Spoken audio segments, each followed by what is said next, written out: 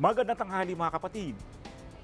Sa pre-conclave mass na ginanap kahapon, humingi ng gabay sa banal na Espiritu o Holy Spirit si Cardinal Giovanni Battista Re. Yan ay para gabayan ang mga kardinal na pumili ng susunod na Santo Papa na siyang kailangan ng simbahang Katolika. Ikaw kapatid, kung may dasal o hililingin ka sa Holy Spirit, ano ito at bakit? Tara samahan niyo ako at magtatanong tayo dito. Siguro po sana mas mapabilis po yung pagpili po sa bagong Santo Papa kasi bilang isang Kristiyano at nasa isang simbahan, kailangan po talaga natin ng isang leader na mamumuno po sa atin para mas lalo tayong lumago sa ating pananampalataya.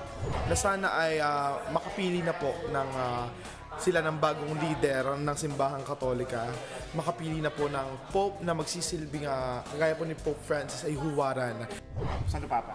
Sana po ay talagang pagharian ng Holy Spirit yung mga kaisipan ng mga cardinal electorate sana talagang God's will talagang maghari, less of human intervention para talagang makuha natin yung Santo Papa na talagang makakapanumbalik ng faithful sa church. Sa tingin ko po ay makapili na po at mahalal na po yung Pope ngayon kasi doon po nakasalalay yung power para manumbalik po yung mga pananampalataya ng ating po mga kapatid na Kristiyano. At ang hiling ko po sa Holy Spirit ay makapili po tayo ng isang compassionate na Pope na magiging leader ng Simbahang Katolika. Ako ang inyong hanin ng bayan, ang tunay at nag-iisang pantanggal umay sa pananghalian